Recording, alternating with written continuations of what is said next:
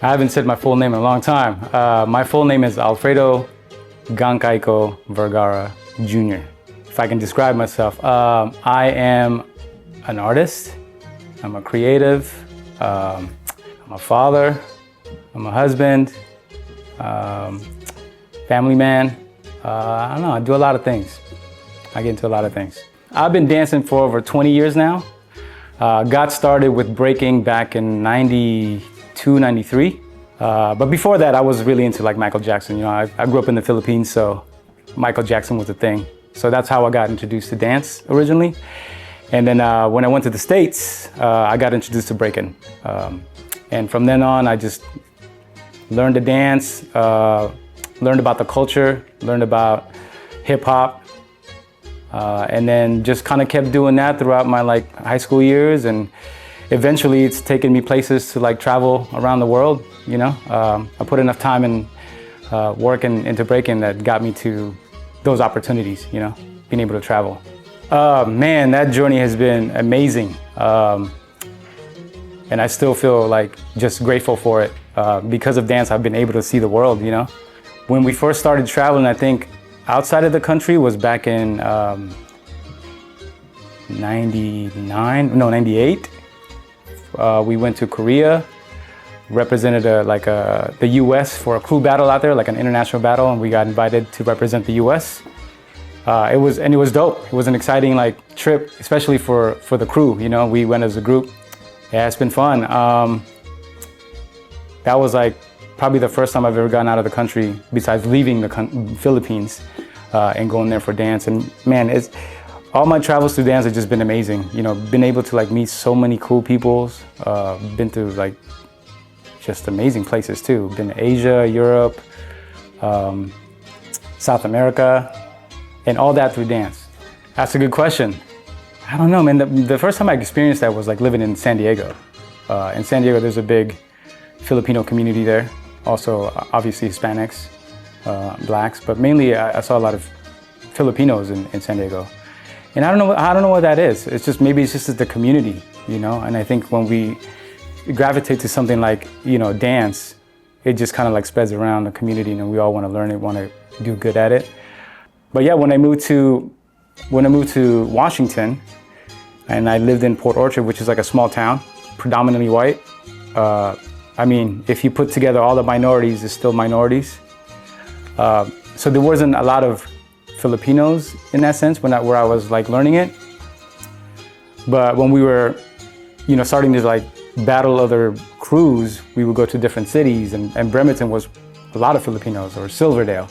And I don't know why that is, man. I think if I were to put something to it, maybe I think as a people, I think we also have that in our ancestry, you know. I feel like the indigenous Filipinos, or we have our own dance, or we have our own kind of, I would say tradition.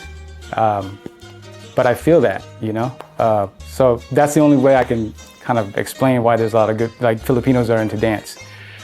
Because sometimes when I dance, I get to a place sometimes when I zone out, when I get to this like place where I feel like I'm zoning out and I'm just kind of with the music. Sometimes I feel like my ancestors are kind of like channeling through the dance, you know, because of the energy. And I truly feel that, you know. So in that sense, I want to get in touch with like that part of my history. It's actually a pretty amazing story. It's all because of my mom. And, you know, my mom, when we grew up, she lived in the province, you know, basically left her family to start finding work. And eventually, like, you know, she ended up having us, me, my brother, and my sister. Unfortunately, you know, she didn't really have a good relationship with my father, who I barely knew. So she left him. And then we ended up with our grandma, who raised us. I don't know how she did it, but she managed to get herself out of the country to work abroad, basically make some money, being a housekeeper and sending money to the Philippines. And eventually she met my stepdad, who was an American guy in the Navy. Yeah, so they got together and, he basically ended up taking her to the States and eventually got us to go with her. But we were the first in our family and my relatives. My mom was the first one to ever be in the United States. So I would consider us like first generation maybe, Yeah, and that's how we ended up in the US. So my mom, my brother, my sister and I are the only ones that's been ever out of the country. They took my sister first, and she was the youngest. So my sister came here before us. And what was interesting is they lived in Guam for a while because my stepdad was stationed there. And then they went to the United States or San Diego and then brought us over. Me and my brother brought us later. And it's funny because when we came, my sister was speaking English. And we were still speaking Tagalog at the time.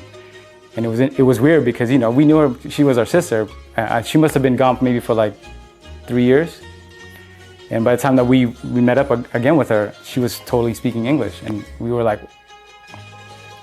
yeah. And I don't think she understood Tagalog at the time either because she was younger. So that was interesting. But, my stepdad, so he was in the Navy. He got stationed in Bremerton. So we ended up having to move because of that. And even that was also another, I wouldn't say culture shock, but when we first came here it was culture shock. But then moving to Washington, it was just a different environment, San Diego, California is more sunny. And then we came here, it's a lot more trees and rain. So it was different. Had to get used. How old were you? I'd say probably 12, 13. Yeah.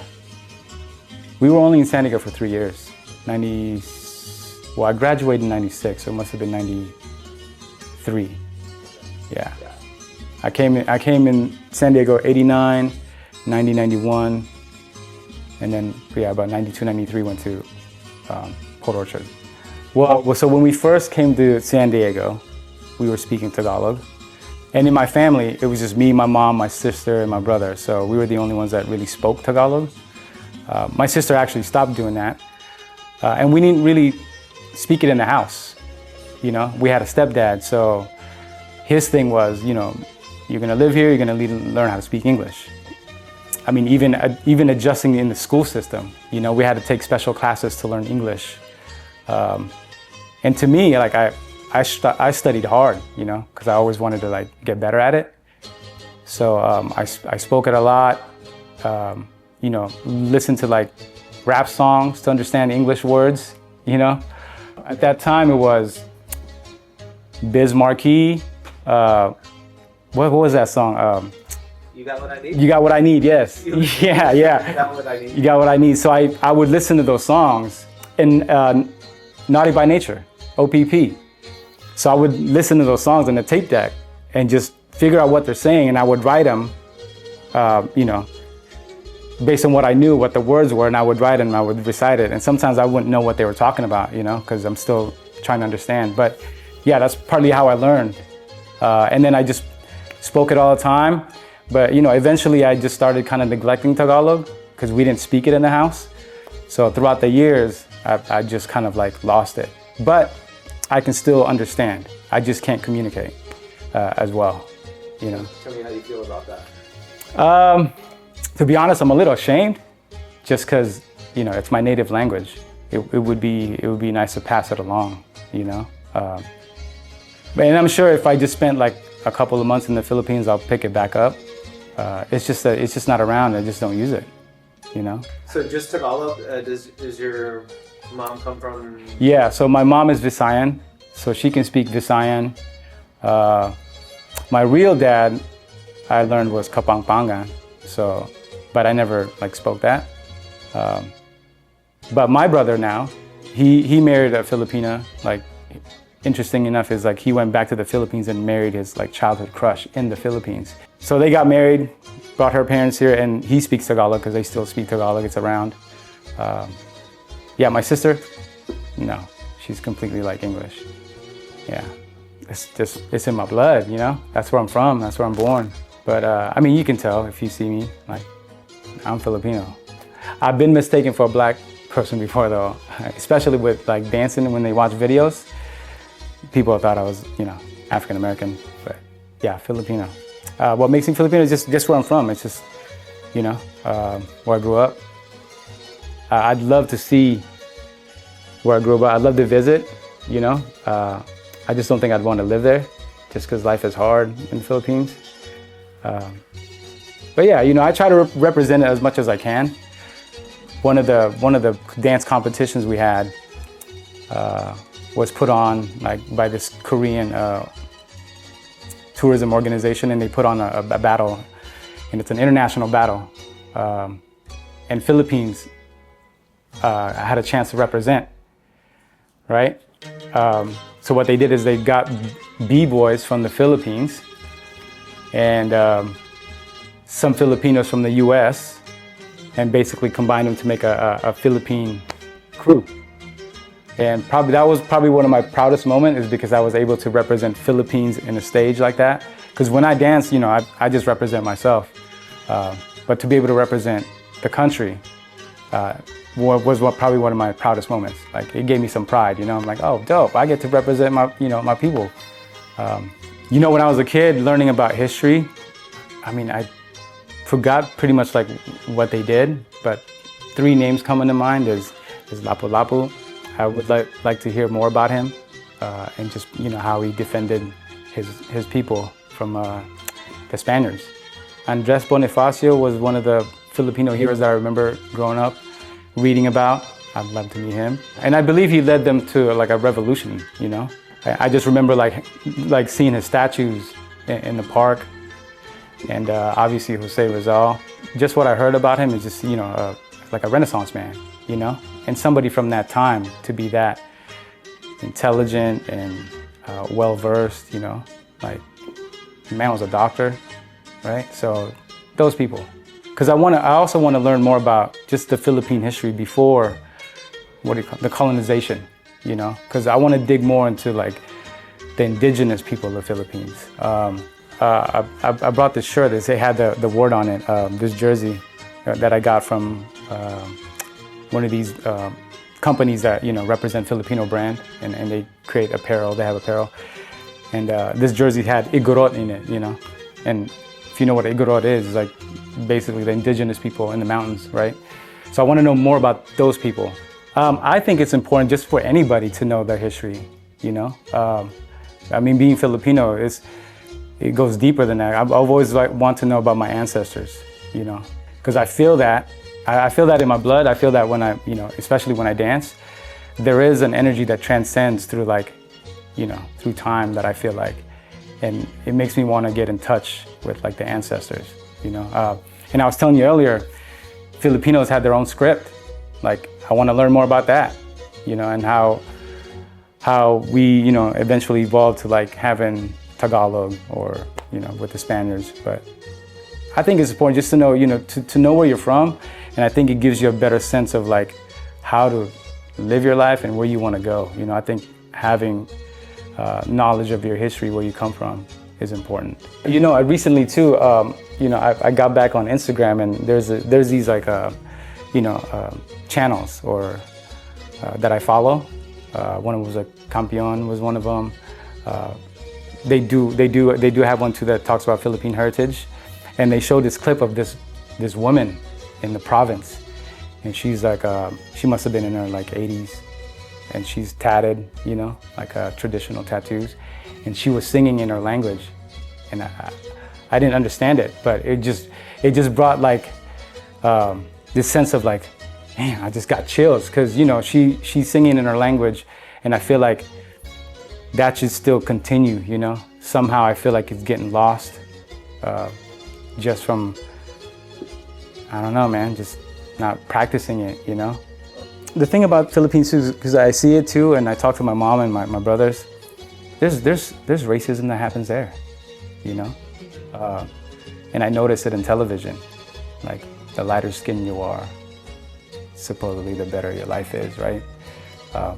But Filipinos are dark skinned, man. That's, what I mean? Let it happen. Yeah, and I'm proud of that. Yeah, totally. So I mean, yeah, I just want to like get in touch more of that, like the history of like the real Filipinos, you know, before they were even called Filipinos, right?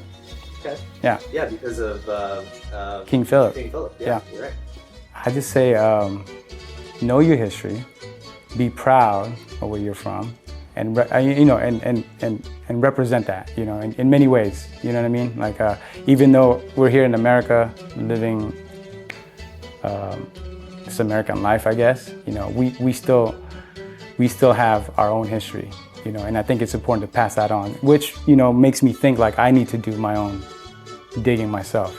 I mean, just represent. That's all I'm saying. Mabuhay Pilipinas!